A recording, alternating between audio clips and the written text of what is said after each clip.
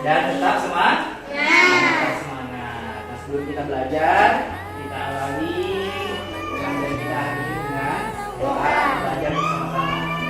Dan doanya ya.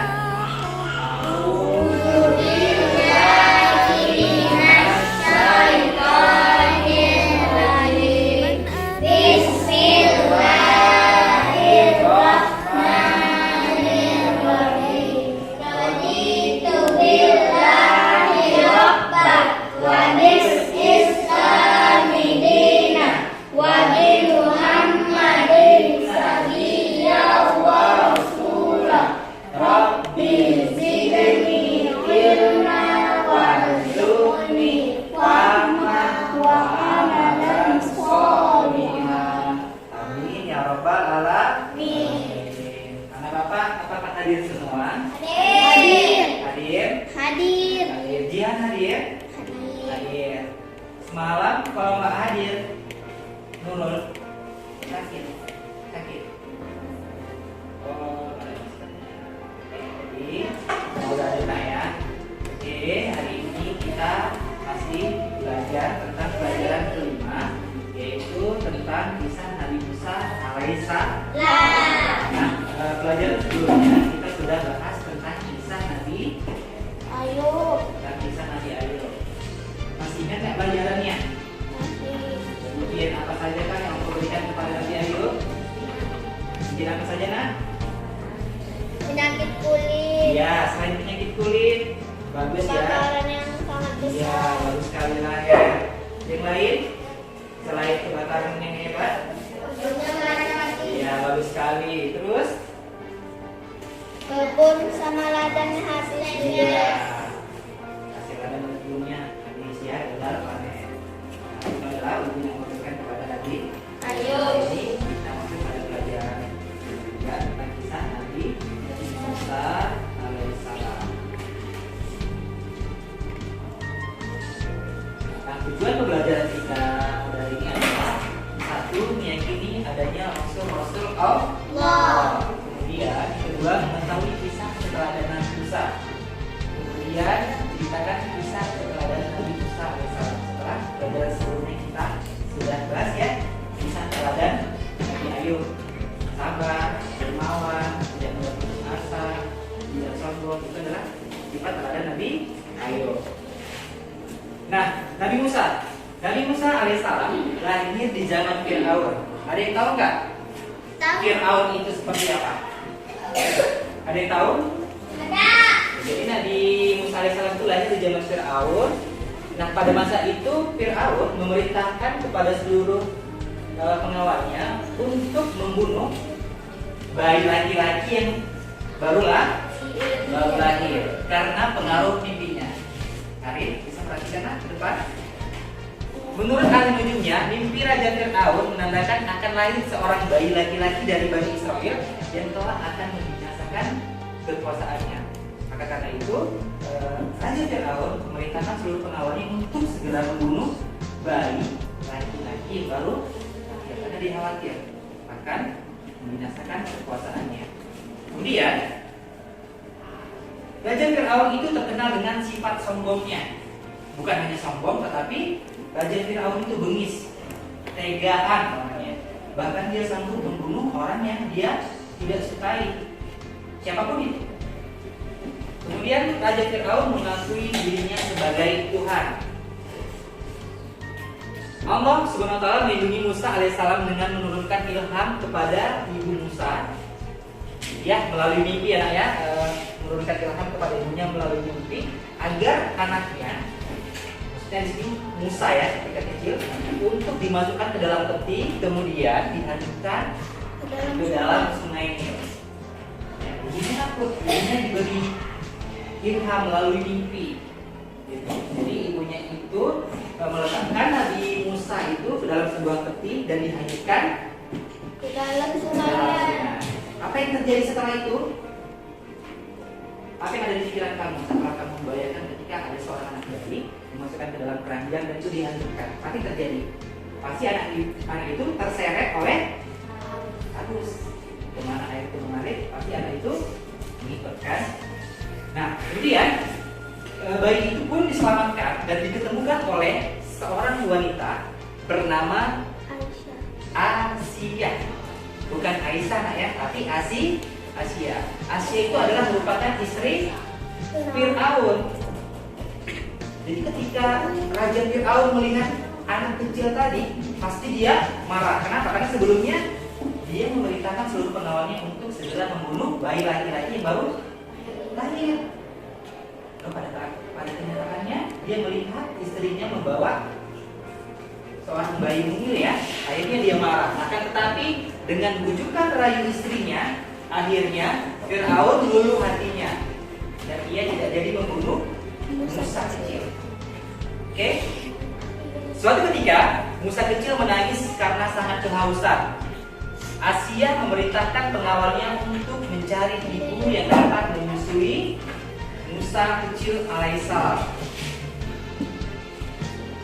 Namun setiap kali ada wanita yang hendak memberinya susu, bayi Musa alaihissalam tidak mau. Dia tetap nangis. Hingga akhirnya datanglah seorang wanita yang bernama Yukabat. Ada yang tahu siapa itu Yukabat? Ada yang tahu? Ibunya Nabi Jadi Musa. seketika itu datanglah Yukabat, wanita itu menggendong dan menyusuinya. Seketika itu juga Musa kecil terdiam dan berhenti menangis sampai tertidur nyenyak.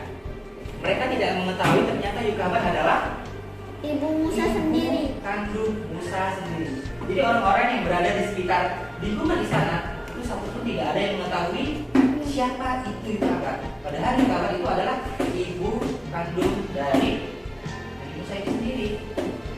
Kenapa sih kan dia nyaman? Dia sampai tertidur. Karena itu adalah ibunya sendiri. Itu tidak bisa kita bohongi kan sebagai manusia. Kemudian selanjutnya Asia meminta agar Yukabat untuk tinggal di lingkungan istana untuk mengasuh Musa kecil.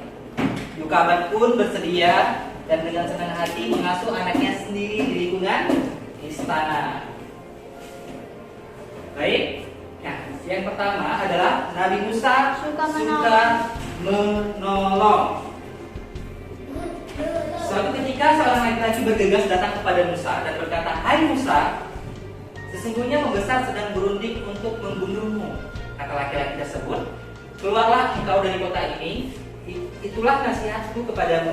Kemudian Nabi Musa mengikuti nasihat orang tersebut, maka Nabi Musa keluar dengan perasaan khawatir seraya berdoa kepada Allah Subhanahu wa taala. Apa doa Nabi Musa? "Ya Tuhanku yang Maha Kuasa, yang Maha Pengasih, yang lagi Maha Penyayang, bebaskanlah aku dari cengkraman kaum Fir'aun yang aniaya." Karena saat itu Raja Fir'aun itu terkenal sangat bijak, sangat berani. Sesampainya Nabi Musa di negeri Madian, ia menjumpai sekumpulan orang yang sedang memberikan minum kepada ternak mereka. Di antara mereka ada 2 orang gadis yang sedang menambatkan ternaknya. Kemudian Nabi Musa alaihissalam menyapa 2 orang gadis tersebut. "Mengapa tidak ikut bersama mereka mengambil air?" kata Nabi Musa. Kemudian 2 gadis pun menjawab, "Kami tidak dapat mengambil air kecuali sesudah orang-orang itu selesai mengambilnya, dan karena kami juga tidak kuat berebut dan berdesak-desakan dengan orang yang sangat banyak itu." Saudara perhatikan ya. "Bapak kami sudah tua, karena itu pula kami tidak sanggup kemari untuk mengambil air." Seketika itu juga Nabi Musa alaihissalam menolong kedua gadis itu untuk memberikan minum kepada ternak mereka. Setelah Nabi Musa menolong mereka, Nabi Musa berteduh di bawah pohon seraya berdoa, "Ya Tuhanku, sesungguhnya aku membutuhkan kebaikan yang Engkau turunkan kepadaku." Kedua gadis yang ditolong oleh Musa pun pulang ke rumahnya dan menceritakan kepada ayah mereka bahwa mereka telah ditolong oleh seseorang yang berhati mulia.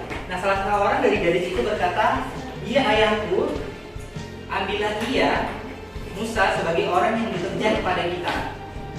Kelihatannya ia adalah orang yang sangat kuat dan orang yang dipercaya." Kemudian si ayah mengabulkan permintaan salah satu putrinya. Nah, ternyata ayah dari kedua wanita tersebut adalah Nabi Ayub alaihissalam. Nah, disinilah perjumpaan antara Nabi Syuaib dengan Nabi Musa, hingga pada akhirnya Nabi Syuaib menikahkan putrinya dengan Nabi Musa alaihissalam. Kemudian kedua, Nabi Musa menghadapi Fir'aun. Hari ini coba nanti kita tampilkan di depan yang lain juga ya. Nanti Bapak suruh ke depan satu persatu ya. Nabi Musa alaihissalam telah diberikan Tuhan mukjizat. Ya, dua mukjizat yang telah diberikan kepada Nabi Musa. Yang pertama adalah mampu merubah tongkatnya menjadi ular. Ya. Kemudian yang kedua adalah karena Nabi Musa bisa mengeluarkan cahaya. Kedua mukjizat inilah yang dijadikan Musa alaihissalam untuk melawan Fir'aun bersama tukang sihirnya. Perhatikan kembali nak ya. Kedatangan Musa alaihissalam di Mesir membuat Fir'aun marah. Setelah tadi Nabi Musa disuruh seorang laki-laki untuk pergi keluar kota kan, dan dalam waktu itu dia kembali lagi kotanya, dan akhirnya itu membuat Fir'aun marah dan menuduhnya sebagai tukang sihir yang hendak mengusir Fir'aun dari negeri itu. Nah, Nabi Musa telah mengingatkan Fir'aun, "Janganlah kamu membuat dusta." Kata Nabi Musa, "Nanti kamu dibinasakan dan mendapat siksa Allah Subhanahu wa taala." Fir'aun dan tukang sihirnya tetap saja melawan dan menang. Akhirnya Nabi Musa meladeninya dan berkata, "Kalau begitu, kumpulkanlah semua tukang sihirmu."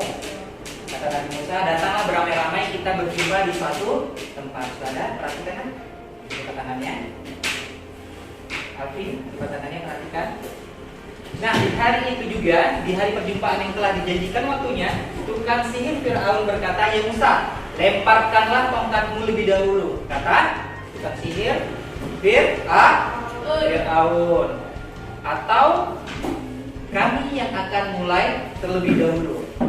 Kemudian Nabi Musa alaihissalam menyahut, "Kamulah lebih dahulu." Lalu tukang sihir Fir'aun melemparkan tali-tali dan tongkat-tongkatnya yang kemudian berubah menjadi ular. Tapi ularnya itu kecil. Ya, kecil-kecil ularnya. Kecil-kecil dan menjalar mengelilingi Nabi Musa alaihissalam. Ya, kecil-kecil dan sangat banyak, dan itu menjalar mengelilingi Nabi Musa alaihissalam. Dan di saat demikian Allah Subhanahu wa taala berfirman, perhatikan di depan nas, "A'udzubillahi minasyaitonir rajim. Bismillahirrahmanirrahim. Wa alqi ma fi yaminika talqaf ma suna'u. Innama suna'u kaidus sahir wa la yuflihus sahir haitsu ata." Artinya, dan lemparkanlah apa yang ada di tangan kananmu, niscaya ia akan mengelak apa yang mereka perbuat. Sesungguhnya apa yang mereka perbuat itu adalah tipu daya tukang sihir belaka, dan tidak akan menang tukang sihir itu dari mana saja ia datangnya. Quran surah Toha ayat 69. Nabi Musa mengikuti perintah Allah Subhanahu wa taala. Tadi kan Allah berfirman kan? Kemudian Nabi Musa melemparkan tongkatnya. Ya, seketika itu jadilah ular yang sangat besar, mengalahkan ular-ular yang disulap oleh tukang sihir Fir'aun. Kemudian ular-ular besar yang dari Nabi Musa tadi memakan ular-ular tukang sihir Fir'aun. Hingga satu ketika kejadian ini membuat sebagian tukang sihir Fir'aun mengaku kalah, dan mereka bersujud kepada Tuhan, kepada Allah, sebagaimana firman Allah, "A'udzubillahi minasyaitonir rajim. Bismillahirrahmanirrahim. Fa'alqiya saharatu jadang qaulu amanna bi rabbi Haruna wa Musa. Artinya, lalu tukang-tukang sihir itu tersungkur dan bersujud seraya berkata, kami telah percaya kepada Tuhan Harun dan Musa. Quran surah Toha ayat 70. Perhatikan ya, perhatikan Arif. Karena melihat tukang sihir tersebut telah beriman kepada Musa, tadi kan tukang sihir itu berimannya kepada Musa, ya, kepada Tuhan Musa, kepada Allah. Kemudian itu membuat Fir'aun marah. Bukan hanya tukang sihirnya, tetapi istri dari Fir'aun juga ikut beriman, masuk Islam. Akhirnya itu membuat Fir'aun semakin marah, semakin ganas. Akhirnya Fir'aun bersama bala tentaranya membunuh orang-orang yang masuk Islam. Bahkan Fir'aun membunuh istrinya. Tadi siapa istrinya? Asia. Akhirnya Asia terbunuh. Karena apa? Karena Asia telah beriman dan lebih memilih Allah. Oke. Hingga kejadian itu membuat orang-orang beriman yang masih tersisa melarikan diri dari kota Mesir. Pada saat itu turunlah wahyu dari Allah Subhanahu wa taala yang memerintahkan agar Nabi Musa untuk memukulkan tongkatnya ke permukaan laut. Jadi pada saat itu Nabi Musa dekat dengan permukaan laut. Allah memerintahkan kepada Nabi Musa untuk memukulkan tongkatnya ke permukaan laut. Jika Nabi Musa memukulkan tongkatnya ke laut, maka terbelahlah laut tersebut menjadi dua bagian. Bagian kanan dan bagian kiri tengah-tengah itu menjadi jalan yang lurus. Ya, jalan yang lurus, jalan yang panjang, jalan yang lempang, sehingga jalan tersebut Nabi Musa dan pengikutnya terus berlari mengikuti jalan panjang yang telah terbentang menuju seberang. Kemudian dari kejauhan, dari belakang terlihat Fir'aun dan bala tentaranya terus saja mengejar Nabi Musa alaihissalam. Tetapi pada akhirnya Nabi Musa sampai di seberang dengan selamat. Sementara Fir'aun dan tentaranya masih berada di tengah-tengah jalan. Padahal di awal itu kan di tengah-tengah itu kan sebenarnya itu kan laut, ya kan? Tengah-tengah jalan. Saat itulah Allah mengembalikan ke laut merah seperti semula. Seperti keadaan semula. Allah mengembalikannya lagi seperti semula. Sehingga Fir'aun dan tentaranya pun ditelan dan tenggelam oleh air laut. Demikianlah pembalasan dari Allah Subhanahu wa taala terhadap orang-orang yang durhaka, karena tidak mau beriman kepada Allah Subhanahu wa taala. Jadi sebelum Bapak tutup pelajaran kita pada pagi hari ini, apakah Bapak semua sudah paham? Paham. Rizky paham kan? Kalau begitu, kalau udah paham, boleh nggak Bapak bertanya sama soalnya? Jelaskan mengapa Fir'aun memerintahkan kepada pengawalnya untuk membunuh setiap bayi laki-laki baru lahir. Atau ada yang lain tahu boleh pertanyaannya? Kenapa Fir'aun memerintahkan pengawalnya untuk membunuh setiap bayi laki-laki baru lahir? Ayo, yang tahu silakan angkat tangannya. Silakan.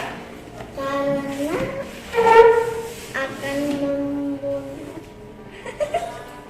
Ayo. Kenapa nak? Karena Akan membinasakan kekuasaan. iya, benar sekali. Itu jawabannya sangat benar. 100 untuk terakhir. Karena Fir'aun takut. Kenapa? Karena kekuasaannya akan terganggu oleh kedatangan seorang laki-laki dari Bani Israel. Karena Fir'aun menurut ahli hidupnya bermimpi akan datang seorang laki-laki yang akan menghancurkan kekuasaan Fir'aun. Jadi Fir'aun memerintahkan kepada seluruh pengawalnya untuk membunuh setiap bayi laki-laki yang baru lahir. Kalau bayi perempuan enggak, khusus untuk bayi laki-laki. Oke, sebelum Bapak tutup, Bapak berikan lembar LKPD ini sama kamu ya. Nah, kamu kerjakan, dibaca bagus-bagus ya.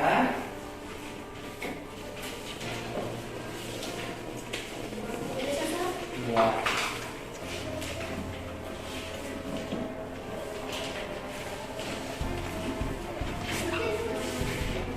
Bisa kamu lihat di depan juga ya. Jadi kalau misalnya kamu mau lihat di depan itu ada itu.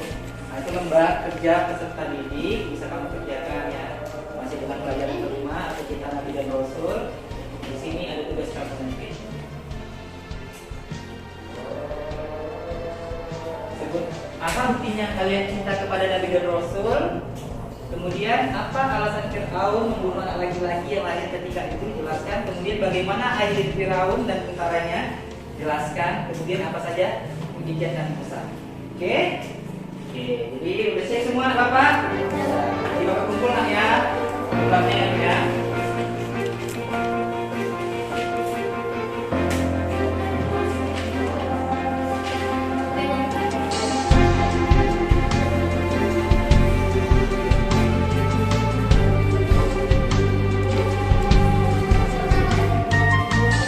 Bagus gambarnya nih.